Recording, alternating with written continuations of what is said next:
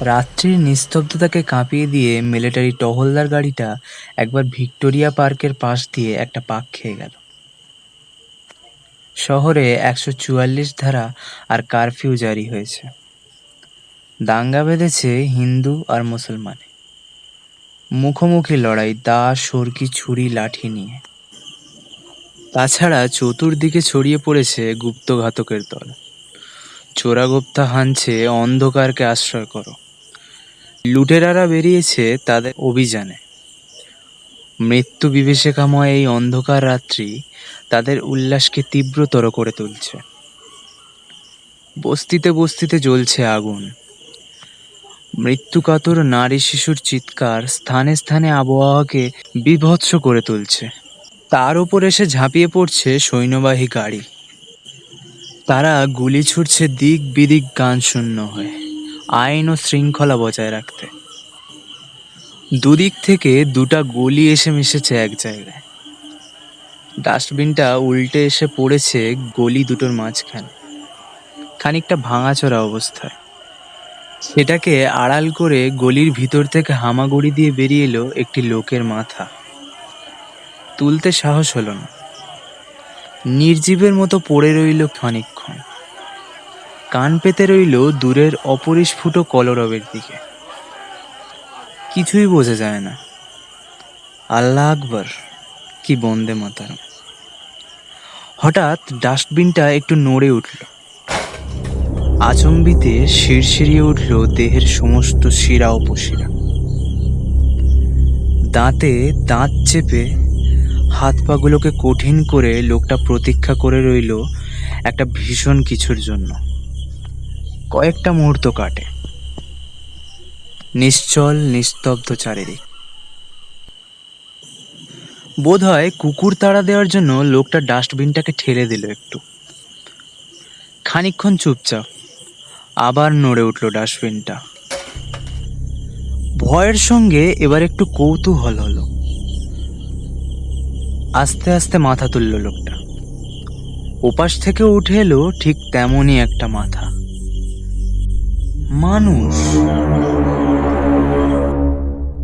ডাস্টবিনের দুই পাশে দুটি প্রাণী, নিস্পন্দ, নিশ্চল। হৃদয়ের স্পন্দন তালহারা, ধীর। স্থির চারটে চোখের দৃষ্টি ভয়, সন্দেহ, উত্তেজনায় তীব্র হয়ে উঠেছে। কেউ কাউকে বিশ্বাস করতে পারছে না। উভয়ই উভয়কে ভাবছে খুনি। চোখে চোখ রেখে উভয়ই একটা আক্রমণের জন্য প্রতীক্ষা করতে থাকে। কিন্তু খানিকক্ষণ অপেক্ষা করেও কোনো পক্ষ থেকেই আক্রমণ এলো না। এবার দুজনার মনেই একটা প্রশ্ন জাগলো, হিন্দু না মুসলমান? এই প্রশ্নের উত্তর পেলেই হয়তো মারাত্মক পরিণতিটা দেখা দেবে। তাই সাহস করছে না কেউ কাউকে সে কথা জিজ্ঞেস করতে। প্রাণভীত দুটি প্রাণী পালাতেও পারছে না। ছুরি হাতে আততায়ীর ঝাঁপিয়ে পড়ার ভয়। অনেকক্ষণ এই সন্দিহান ও অস্বস্তিকর অবস্থায় দুজনেই অধৈর্য হয়ে পড়ে। একজন শেষ অবধি প্রশ্ন করে ফেলে, হিন্দু না মুসলমান? আগে তুমি কও, অপর লোকটি জবাব দেয়।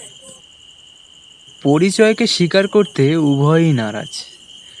সন্দেহের দোলায় তাদের মন দুলছে। প্রথম প্রশ্নটা চাপা পড়ে অন্য কথা আসে। একজন জিজ্ঞেস করে, বাড়ি কোনখানে? বুড়িগঙ্গার হেই পারে, সুবইরায়। তোমার? চাষাড়া, নাইগঞ্জের কাছে। কি কাম করো? নাও আছে আমার, নায়ের মাঝি। তুমি? নারায়ণগঞ্জের সুতাকলে কাম করি। আবার চুপচাপ। অলক্ষ্যে অন্ধকারের মধ্যে দুজনে দুজনের চেহারাটা দেখবার চেষ্টা করে উভয়ের পোশাক পরিচ্ছদটা খুঁটিয়ে দেখতে। অন্ধকার আর ডাস্টবিনটার আড়াল সেদিক থেকে অসুবিধে ঘটিয়েছে। হঠাৎ কাছাকাছি কোথাও একটা শোরগোল ওঠে। শোনা যায় দুপক্ষেরই উন্মত্ত কণ্ঠের ধ্বনি। সুতাকলের মজুর আর নাওয়ের মাঝি দুজনেই সন্ত্রস্ত হয়ে একটু নড়ে চড়ে ওঠে। ধারে কাছেই যেন লাগছে। সুতামজুরের কণ্ঠে আতঙ্ক ফুটে উঠল। হ, চলো এইখান থেকে উঠা যাই। মাঝিও বলে উঠল অনুরূপ কণ্ঠে। সুতামজুর বাধা দিল। আরে না না, উঠো না, জানটারে দিবা নাকি? মাঝির মন আবার সন্দেহে দুলে উঠল। লোকটার কোনো বদ অভিপ্রায় নেই তো? সুতামজুরের চোখের দিকে তাকালো সে। সুতামজুরও তাকিয়েছিল। চোখে চোখ পড়তেই বলল, বইও, যেমন বইয়া রইছ সেই রকমই থাকো। মাঝির মনটা ছাঁদ করে উঠল সুতামজুরের কথায়। লোকটা কি তাহলে তাকে যেতে দেবে না নাকি? তার সারা চোখে সন্দেহ আবার ঘনিয়ে এলো। জিজ্ঞেস করলো, কেন? কেন? সুতামজুরের চাপা গলায় বেজে উঠল। কেন কি? মরতে যাইবা নাকি তুমি? কথা বলার ভঙ্গিটা মাঝির ভালো ঠেকল না। সম্ভব অসম্ভব নানা রকম ভেবে সে মনে মনে দৃঢ় হয়ে উঠল। জামু নাকি এই আন্দাইরা গলির ভিতর পইড়া থাকুম নাকি? লোকটার জেদ দেখে সুতামজুরের গলায়ও ফুটে উঠল সন্দেহ। বলল, তোমার মতলব তো ভালো মনে হইতেছে না। কোন জাতির লোক তুমি কইলা না? শেষে তোমাগো দলবল যদি ডাইকা লইয়া আমারে মারণের লাইগা। এইটা কেমন কথা গো তুমি? স্থান কাল ভুলে রাগে দুঃখে মাঝি প্রায় চেঁচিয়ে ওঠে। ভালো কথাই কইছি ভাই, বইও, মানুষের মন বোঝো না। সুতামজুরের গলায় যেন কি ছিল। মাঝি একটু আশ্বস্ত হলো শুনে। তুমি চইলা গেলে আমি একলা থাকুম নাকি? শোরগোলটা মিলিয়ে গেল দূরে। আবার মৃত্যুর মতো নিস্তব্ধ হয়ে আসে সব। মুহূর্তগুলিও যেন কাটে মৃত্যুর প্রতীক্ষার মতো। অন্ধকার গলির মধ্যে ডাস্টবিনের দুই পাশে দুটি প্রাণী ভাবে নিজেদের বিপদের কথা, ঘরের কথা, মা বউ ছেলে মেয়েদের কথা। তাদের কাছে কি আর তারা প্রাণ নিয়ে ফিরে যেতে পারবে, না তারাই থাকবে বেঁচে? কথা নেই বার্তা নেই, হঠাৎ কোত্থেকে বজ্রপাতের মতো নেমে এলো দাঙ্গা। এই হাটে বাজারে দোকানে এত হাসাহাসি, কথা কওয়া কই, আবার মুহূর্ত পরেই মারামারি, কাটাকাটি, একেবারে রক্ত গঙ্গা বইয়ে দিল সব। এমনভাবে মানুষ নির্মম নিষ্ঠুর হয়ে ওঠে কি করে? কি অভিশপ্ত জাত! সুতামজুর একটা দীর্ঘ নিঃশ্বাস ফেলল। দেখা দেখি মাঝিরও একটা নিঃশ্বাস পড়ে। বিড়ি খাইবা? সুতামজুর পকেট থেকে একটি বিড়ি বার করে বাড়িয়ে দিল মাঝির দিকে। মাঝি বিড়িটা নিয়ে অভ্যাস মতো দু একবার টিপে কানের কাছে বার কয়েক ঘুরিয়ে চেপে ধরল ঠোঁটের ফাঁকে। সুতামজুর তখন দেশলাই জ্বালাবার চেষ্টা করছে। আগে লক্ষ্য করেনি জামাটা কখন ভিজে গেছে, দেশলাইটাও গেছে সেঁতিয়ে।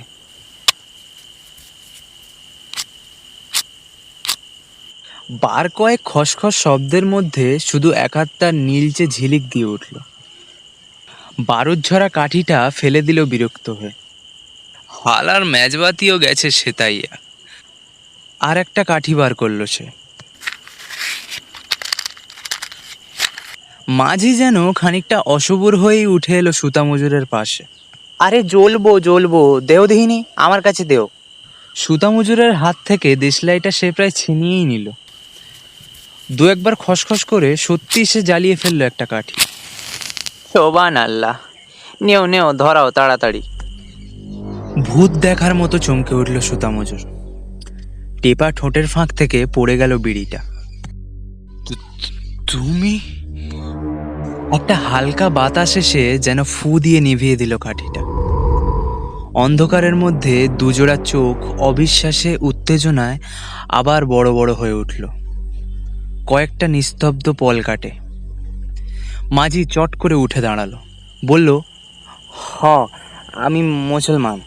কি হয়েছে?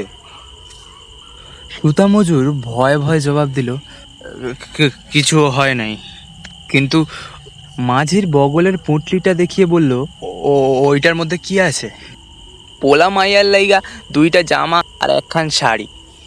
কাল আমাগো ঈদে পরবো জানো। আর কিছু নাই তো? সুতামজুরের অবিশ্বাস দূর হতে চায় না। মিথ্যা কথা কইতেছি নাকি? বিশ্বাস না হয় দেখো, পুটলিটা বাড়িয়ে দিল সে সুতা মজুরের দিকে। আরে না না ভাই, দেখুম আর কি, তবে দিনকালটা দেখছো তো, বিশ্বাস করন যায়, তুমিই কও। হ্যাঁ, এই তো হক কথাই। ভাই তুমি কিছু রাখো টাখো নাই তো? ভগবানের কিরা কইরা কইতে পারি, একটি সুতাও নাই।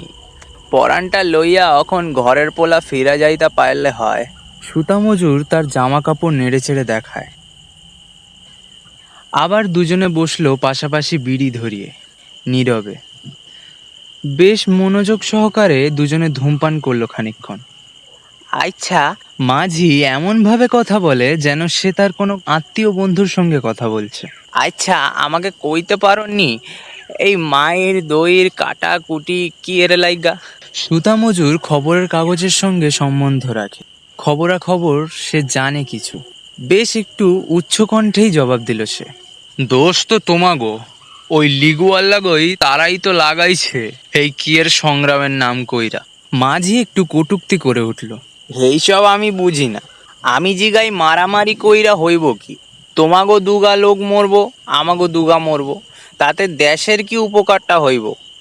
আরে আমিও তো হেই কথাই কই, হইব আর কি, হইব আমার এই কলাটা। হাতের বুড়ো আঙুল দেখায় সে। তুমি মরবা, আমি মরুম, আর আমাগো পোলা মাইয়াগুলি ভিক্ষা কইরা বেড়াইবা। এই গেল সনের রাইটে আমার ভগ্নিপতিরা কাইটা চাই টুকরা কইরা মারলো, ফলে বইন হইল বিধবা, আর তার পোলা মাইয়ারা আইয়া পড়লো আমার ঘাড়ের উপর। কই কি আর সাধে? নেতারা হেই সাততলার উপর পায়ের উপর পা দিয়া হুকুম জারি কইরা বইয়া রইল, আর হালার মরতে মরলাম আমরাই। মানুষ না, আমরা যেন কুত্তার বাচ্চা হইয়া গেছি, নইলে এমন কামড়া কামড়িটা লাগে কেমবায়। নিষ্ফল ক্রোধে মাঝি দুহাত দিয়ে হাঁটু দুটোকে জড়িয়ে ধরে। হ, আমাগো কথা ভাবে কেডা? এই যে দাঙ্গা বাঁধলো, এখন দানা জুটাইব কোন সুমন্দি? নাওটারে কি আর ফিরা পামু? বাদামতলির ঘাটে কোন অতল্যে ডুবাইয়া দিছে তারে? তার ঠিক কি? জমিদার রূপবাবুর বাড়ির নায়েব মশাই প্রত্যেক মাসে একবার কইরা আমার নায়ে যাইত নৈরার চরে, কাছারি করত। বাবুর হাত যেন হজরতের হাত। বকশিস দিত 5, নায়েব কেরায়া দিত 5, একুনে 10টা টাকা। তাই আমার মাসের খোরাকি জুটাইতো হেই বাবু। আর কি হিন্দু বাবু আইব আমার নায়? সুতা মজুর কি বলতে গিয়ে থেমে গেল। একসঙ্গে অনেকগুলি ভারী বুটের শব্দ শোনা যায়। শব্দটা যেন বড় রাস্তা থেকে গলির অন্দরের দিকে এগিয়ে আসছে। সে বিষয়ে আর সন্দেহ নেই। শঙ্কিত জিজ্ঞাসা নিয়ে উভয়ে চোখাচোখি করে। কি করব? মাঝি তাড়াতাড়ি পুটলিটাকে বগল দাওয়া করে। চলো পালাই। কিন্তু যাবো কোন দিকে? শহরের রাস্তাঘাট তো ভালো চিনি না। মাঝি বলল, চলো যেদিকে হোক। এই দিকে। গলিটার যে মুখটা দক্ষিণ দিকে চলে গেছে সেদিকে পথ নির্দেশ করলো মাঝি। বলল, চলো, কোনো গতিকে একবার যদি বাদামতলি ঘাটে গিয়া উঠতে পারি তাহলে আর কোনো ডর নাই।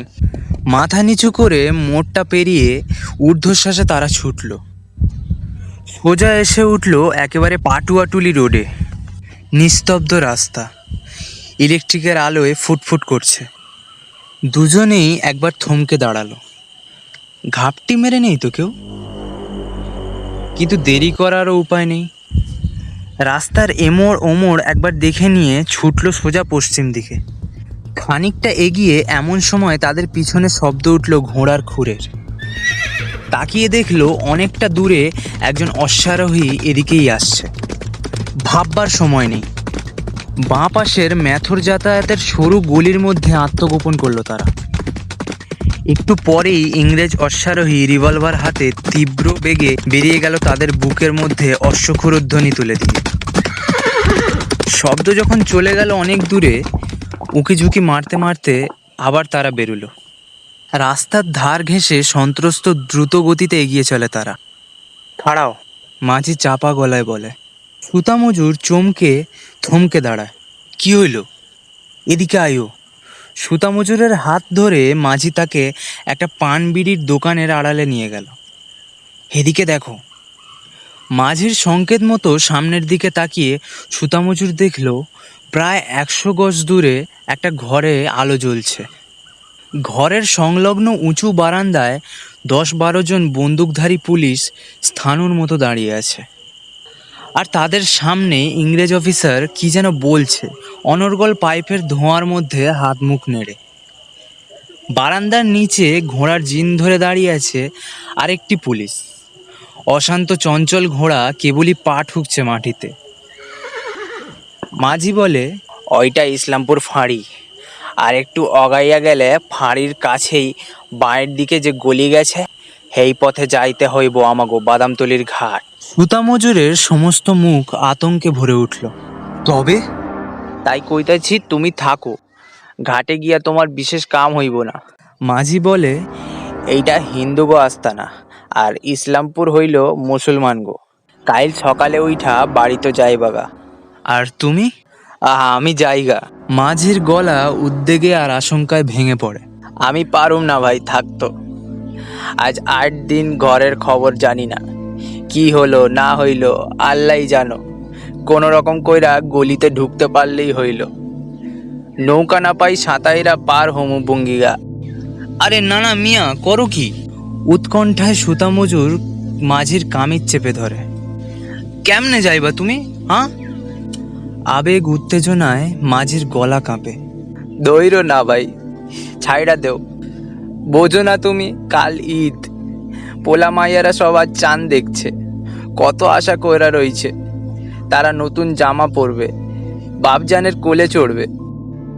বিবি চোখের জলে বুক ভাসাইতেছে। পারুম না ভাই, পারুম না। মনটা কেমন করতাছে। মাঝির গলা ধরে আসে। সুতামজুরের বুকের মধ্যে টনটন করে ওঠা কামিজ ধরা হাতটা শিথিল হয়ে আসে। যদি তোমায় ধইরা ফেলায়? ভয় আর অনুকম্পায় তার গলা ভরে ওঠে। পারবো না ধরতে, ডরাইও না। এইখান থেকে যেন উইঠো না যায়। ভুলুম না ভাই এই রাত্রের কথা। নসিবে থাকলে আবার তোমার লগে মোলাকাত হইব। আদাব। আমি ভুলুম না ভাই, আদাব। মাঝি চলে গেল পা টিপে টিপে। সুতামজুর বুক ভরা উদ্বেগ নিয়ে স্থির হয়ে দাঁড়িয়ে রইল। বুকের ধুকধুকুনি তার কিছুতে বন্ধ হতে চায় না। উত্তন্ন হয়ে রইল সে। ভগবান, মাঝি যেন বিপদে না পড়ে। মুহূর্তগুলি কাটে রুদ্ধ নিঃশ্বাসে। অনেকক্ষণ তো হলো, মাঝি বোধহয় এতক্ষণে চলে গেছে। আহা, পোলামাইয়ার কত আশা, নতুন জামা পরবে, আনন্দ করে পরবে। বেচারা বাপজানের পরাণ তো। সুতামজুর একটা নিঃশ্বাস ফেলে। সোহাগে আর কান্নায় বিবি ভেঙে পড়বে মিয়া সাহেবের বুকে। মরণের মুখ থেকে তুমি বাইচে আইছো। সুতামজুরের ঠোঁটের কোণে একটু হাসি ফুটে ওঠে। আর মাঝি তখন কি করবে? মাঝি তখন হল্ট। ধক করে উঠল সুতামজুরের বুক। বুট পায়ে কারা যেন ছুটোছুটি করছে, কি যেন বলা বলি করছে চিৎকার করে। ডাকু ভাগতা হ্যায়। সুতামজুর গলা বাড়িয়ে দেখলো পুলিশ অফিসার রিভলভার হাতে রাস্তার উপর লাফিয়ে পড়ল। সমস্ত অঞ্চলটা নৈশ নিস্তব্ধতাকে কাঁপিয়ে দিয়ে দুবার গর্জে উঠল অফিসারের আগ্নেয়াস্ত্র। দুটো নীলচে আগুনের ঝিলিক। উত্তেজনায় সুতামজুর হাতের একটা আঙুল কামড়ে ধরে। লাফ দিয়ে ঘোড়ায় উঠে অফিসে ছুটে গেল গলির ভিতর। ডাকুটার মরণ আর্তনাদ সে শুনতে পেয়েছে। সুতামজুরের বিহবল চোখে ভেসে উঠল মাঝির বুকের রক্তে তার পোলামাইয়ার, তার বিবির জামা শাড়ি রাঙা হয়ে উঠেছে। মাঝি বলছে, পারলাম না ভাই, আমার ছাওয়ালরা আর বিবি চোখের পানিতে ভাসবো পরবের দিনে। দুশ্মনরা আমারে যাইতে দিল না তাগো কাছে।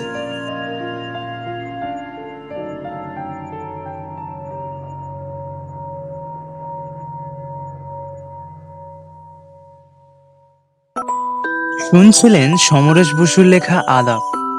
গল্প পাঠে আমি দীপ। অনুপ্রেরণা সানডে সাসপেন্স। আশা করি গল্পটি ঠিকঠাক লেগেছে। আর যদি ঠিকঠাক লেগে থাকে তাহলে ভবিষ্যতে আরও একটা দুটো গল্প আসলেও আসতে পারে।